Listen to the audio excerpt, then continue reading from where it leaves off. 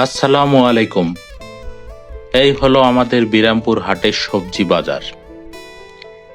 আর সবজি বাজারে আসলে আমার একটা অভ্যাস আছে, আগে বাজারে শুরু থেকে শেষ পর্যন্ত ঘুরে ঘুরে দেখব কি কি সবজি আছে, তারপর যেটা যেটা ভালো লাগে সেটা কিনবো। তা না হলে আমি মানসিকভাবে তৃপ্তি পাই না, কেন জানি মনে হয় ওদিকে ভালো সবজি ছিল।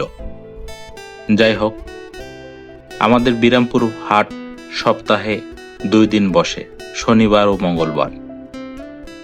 প্রয়োজনীয় সবজি বাজার আমি হাট থেকেই কিনি। হাট থেকে কেনার একটা সুবিধা আছে, টাটকা সবজি ও দামে কিছুটা কম পাওয়া যায়। বাজারে যাওয়ার সময় বাড়ি থেকে সব সময় নতুন সবজি কেনার কথা বলে, কিন্তু সিজনাল সবজি যেগুলা পাওয়া যায় সেগুলোর বাইরে নতুন সবজি কেনার কোনো সুযোগ নেই।